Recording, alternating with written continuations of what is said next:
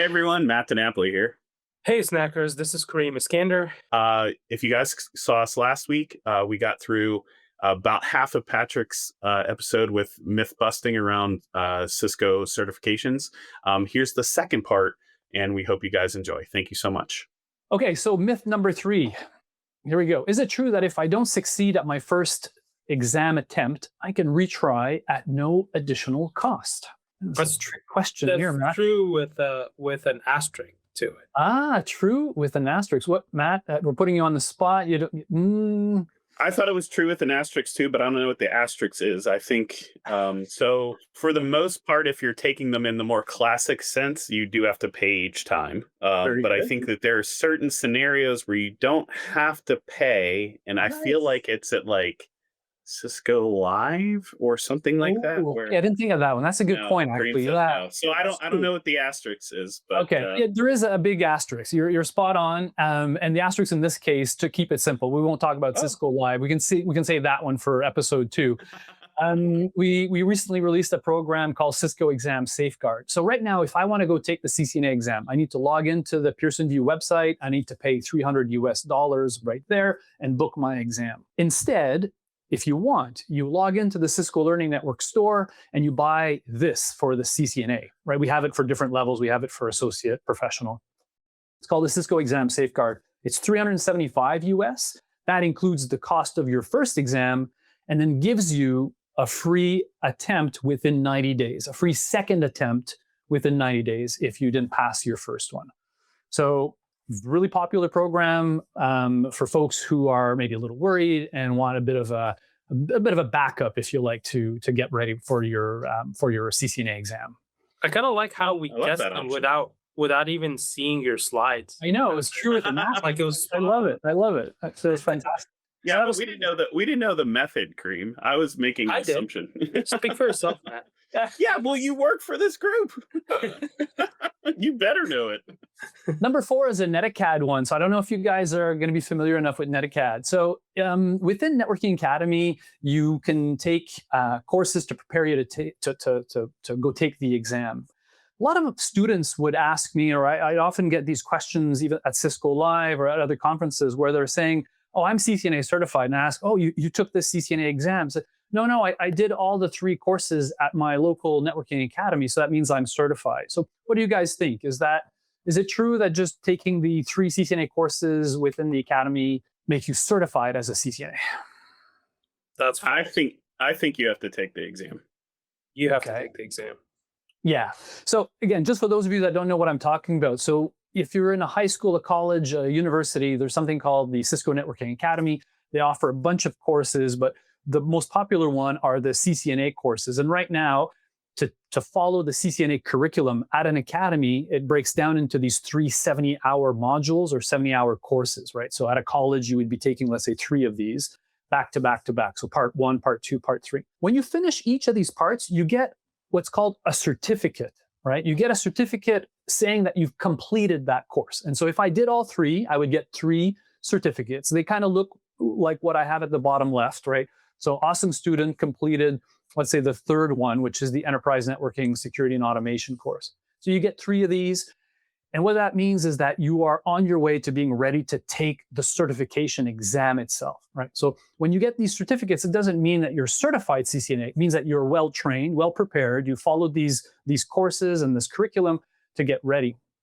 What you have on the right is the actual certificate that you, or certification that you get, right, when you take the CCNA exam. So these 2 things are not the same. I feel like that was like something in like a kid's show, right? One of these things is not like the other. Yeah. Exactly. So one of these things is not like the other, right? The one on the left is not like the one on the right. The one on the left is really important, right? It shows your progress. It shows that you've completed all that training. It's a huge amount of, a big commitment there, 210 hours of training, but it doesn't mean that you're CCNA certified. You need to then go take that exam. And Patrick, did you say it was a 70-hour program or 67-hour program? Each module is, as you can see at the bottom there, it's 70 hours each. 70. So not 67? No, don't get into that. And when I was teaching at the college, each one of these would be like a semester, basically, right? So a semester for part 1, another semester part 2, and another semester for part 2. You guys in your 6, 7, whatever. I was hitting, man. That was Yeah. Whatever. All right, the last one, and probably the spiciest one, the one that folks are the most interested in to talk about and excited about is this one here. So is it true that some Cisco exams now include hands-on lab items? Is this true, guys? Hasn't this always been true? Oh no, I bumped my keyboard. Hang on a second. There we go. You didn't see the answer. Well, I mean, to me, it's always been true. Okay, yeah. So I think what you would have been referring to maybe is like a very long time ago, we would have had lab simulations. I guess I should have asked my question a little bit more clearly. So now it's not sims; they're actual real labs on real IOL software, right? So they support all of the show commands, the question mark, right?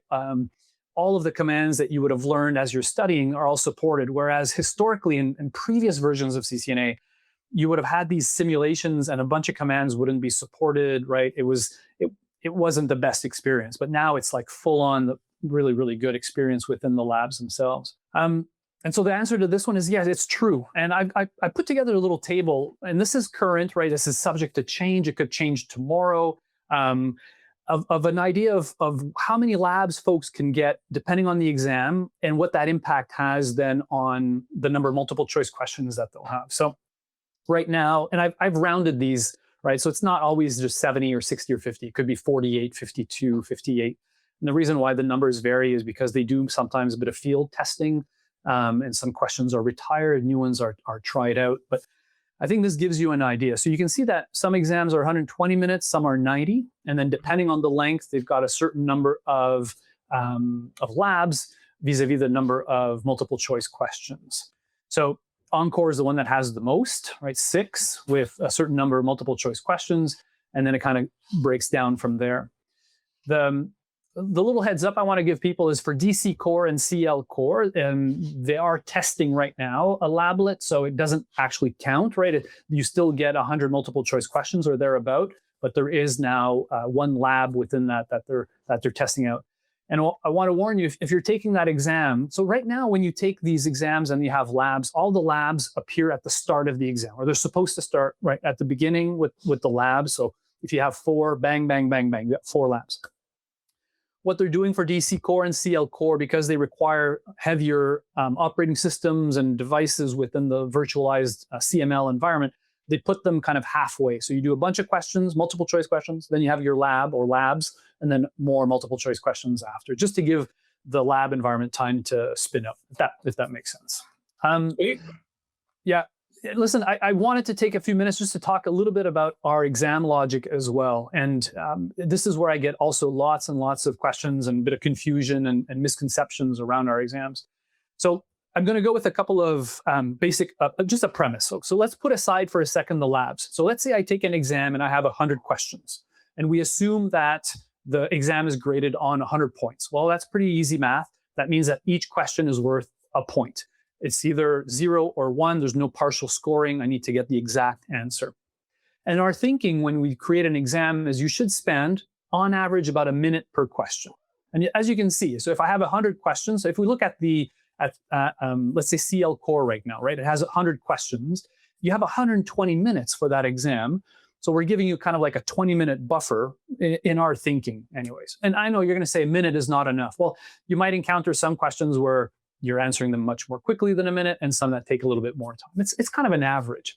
Now, the reason and I'm going to wrap things up with just talking a little bit about the labs. The reason I wanted to just kind of establish that logic is that our labs are worth more than 1 point, right? A lab could include multiple tasks. And so what we do is we usually assign a certain amount of time. So when you take an exam, you're suggested to spend about 8 to 10 minutes per question, per lab. So if we go back to our logic, if it's 1 point per minute, each lab is worth maybe 8, 9 points, right? So you want to spend that amount of time on a question. There are going to be multiple tasks. You'll get partial grading here, guys. So if there's 3 tasks, OSPF, NAT, and ACLs, maybe your OSPF, you're really good at that, and ACLs, you're really good, and the NAT, you're struggling, you'll still get partial scoring for the other tasks that you did. And then these labs obviously start spinning up as soon as you start the exam as well. So I know I went through that a little bit quickly. Maybe we can come back to it on episode 2 and talk a little bit more in detail about it. Does that make sense? Did I hit everything there? Like, yeah, that makes perfect sense. And again, it's totally subject to change as well. Yeah, of course. Well, Pat, unfortunately, we are like almost way past. I don't even say almost. We are way past time, so we're gonna have to cut it right here. This is an incredibly helpful method. I'm glad that we were able to bust some of these exam myths, and I would love for you guys to come back and continue to do that. So, Pat, thank you so much, Snackers. I hope you got a lot of information out of this episode, and join us next time. Cheers. See you soon, guys.